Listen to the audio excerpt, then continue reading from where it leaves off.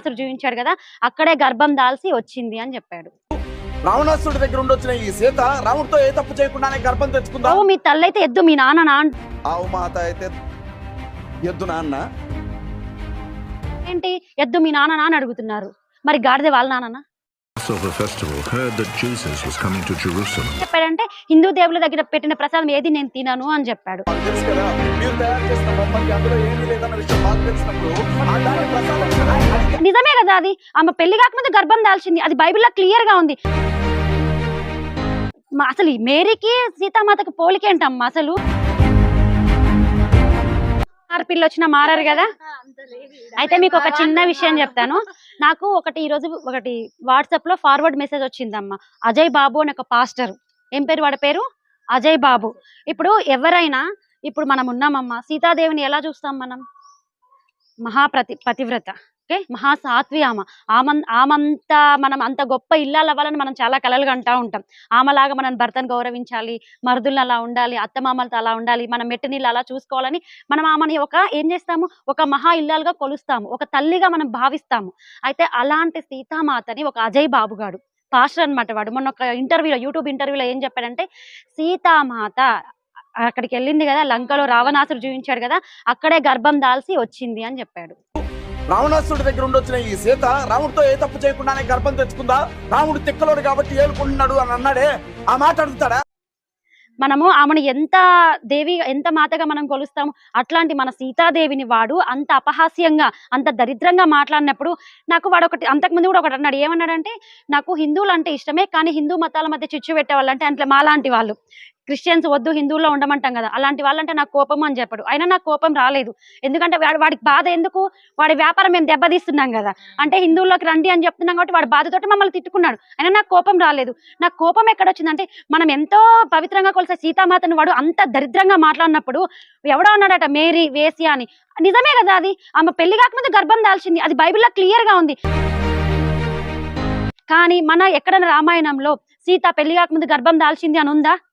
చెప్పండి. ఆమె అగ్నిహోత్రుడే ఆమెకు సాక్ష్యం ఇచ్చాడు, అగ్నిలో దూకితే అగ్నిహోత్రుడే ఆమెకు సాక్ష్యం ఇచ్చాడు, ఈమె చాలా పతివ్రత, నువ్వు ఏలుకొని రాముడికి చెప్పాడు.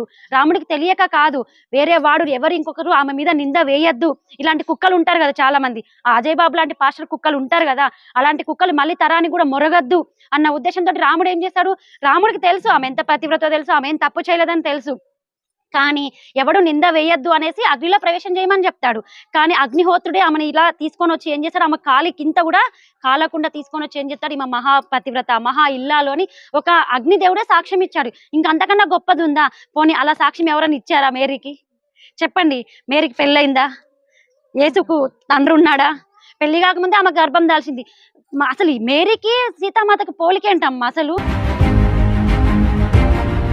చెప్పండి. ఆ పోలికే దరిద్రంగా ఉంది. కాబట్టి వాడు ఇంకొకటి ఏమన్నాడంటే, మనము గోవుని గోమాతగా భావిస్తామమ్మా. అయితే వాడు ఏమన్నా తెలుసా, గోవు మాత అయితే ఎద్దు మీ నాన్ననా అంటున్నాడు. గోవు మీ తల్లి అయితే ఎద్దు మీ నాన్ననా ఆవు మాత అయితే ఎద్దు నాన్న, గేదమ్మ అయితే దున్నపోతు నాన్న. మరి గాడిద వాళ్ళ నాన్ననా? యేసుని గాడిద మీద ఊరేగిస్తారు కదా, మరి గాడిద వాళ్ళ నాన్ననా? ఊరేగిస్తారు కదా, మరి గాడిద వాళ్ళ నాన్ననా? చెప్పండి. అలాంటి మాటలు విన్నప్పుడు మీరు చాలా మంది అలాంటి ఇంటర్వ్యూస్ చూడరు కాబట్టి అలాంటి పాస్టర్ నా కొడుకులు ఏం మాట్లాడుతున్నారో మనకు తెలియదు, అవునా కదా? ఇప్పుడు చెప్పండి, గోవును మనం గోమాతగా భావిస్తాం, మన తల్లి అంటాము, వాడు అన్న ప్రకారం ఏంటి, ఎద్దు మీ నాన్ననా అని అడుగుతున్నారు. మరి గాడిద వాళ్ళ నాన్ననా? Passover festival heard that Jesus was coming to Jerusalem. మనం అడగాలనా లేదా? అలాంటి మాటలకు మనం ఎప్పుడైతే వ్యతిరేకిస్తామో, అలాంటి నా కొడుకులను ఎప్పుడైతే మనం తిరస్కరిస్తామో, అప్పుడే మన హిందుత్వం వర్ధిల్లినట్టమ్మా. ఏదో మనం గుడికి పోయినామా, కొబ్బరికాయ కొట్టుకున్నామా అంటే కాదు. ఇలాంటి మాటలు ఈ మధ్య ప్రతి నా కొడుకు ఫేమస్ ఎట్లా అవ్వాలంటే, హిందూ ధర్మాన్ని దూషించాలి, హిందీ దేవులను తిట్టాలి, అయితే నైట్ ఫేమస్ అవుతాము. అంటే వాడు ఇప్పుడు ఫేమస్ కావాలంటే ఏం చేయాలి, రాముని సీతను తిట్టాలి. రాముడి సీతని తిడితే ఏమైపోతారు, చాలా మంది వాడి వీడియోస్ చూస్తారు, వాడు ఫేమస్ అవుతాడు. అప్పుడు క్రిస్టియన్స్ అందరూ వాడికి సపోర్ట్ వస్తారు అనుకుంటున్నారు. నిజానికి చెప్పండి, క్రిస్టియానిటీ మంచిదా, మన హిందూ ధర్మం గొప్పదా అమ్మ? ఎప్పుడో మన తాత ముత్తాతల నుంచి మనం ఆరాధిస్తూ వస్తున్నాము, దాన్నే మన ధర్మంగా భావిస్తూ వస్తున్నాము. అయితే ఇంకొకటి వాడు ఏం చెప్పాడంటే, హిందూ దేవుళ్ళ దగ్గర పెట్టిన ప్రసాదం ఏది నేను తినను అని చెప్పాడు.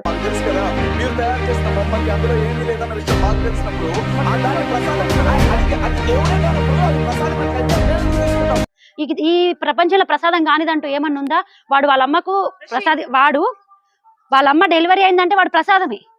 ఇప్పుడు మనకు కొడుకు పుట్టినదా దేవుడు ప్రసాదమే అనుకుంటాం మనం. ఒకటి మనం ఎప్పుడైనా వరి కూడా ఏం చేస్తామమ్మా, కొబ్బరికాయనో వరికి మొక్కే మనం కోస్తాం, అది ప్రసాదం. వాడు ఎలా తింటున్నాడు? వాడు నేను ఒక ఇంటర్వ్యూలో ఒక మాట చెప్పాడు. ఏం చెప్పాడంటే, ప్రసాదము నేను తినను, దేవుడి దగ్గర అర్పించిన ప్రసాదం నేను తినను, ఎందుకంటే అది మా బైబిల్లో ఉంది అన్నాడు. సరే మరి నీకు ప్రాణాపాయ స్థితి వస్తే ఆ ప్రసాదం తింటావా అంటే అప్పుడు తింటాడంట. మరి అప్పుడు ప్రసాదం కదా? వాడి ప్రాణాల మీదకి వస్తే మాత్రం అది ప్రసాదం కాదు, వాడు మంచిగా ఉంటే మాత్రం అది ప్రసాదం తినడంట. ఇది ఎక్కడ న్యాయం చెప్పండి?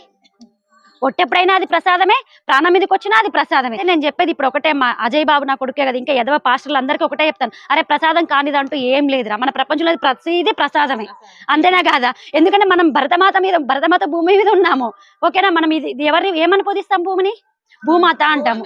భూమాత మీద ప్రతిదీ ప్రసాదమే. అలాంటప్పుడు వాడు ప్రసాదం తినా అని ఎలా అంటాడు చెప్పండి? సరేనా? ఇప్పటికైనా ఎవరైనా ప్రసాదం తినను అన్న ప్రతి యాప్రాసేదులకు ఒకటే చెప్తున్నాం, మీరు తినేదే ప్రసాదం పొద్దున్న లేసినప్పటి నుంచి, అంతేనా కదమ్మా? ఏ మత మార్పులు వచ్చినా అడ్డుకోండి, దయచేసి మతాలు మారకండి. సంతోషం, మీరు అందరు ఇంత ఐక్యమత్యంగా ఉన్నారు, ఎప్పుడు ఇలాగే ఉండండి. సరే తల్లి, ఒకసారి జై శ్రీరామ్ చెప్పండి.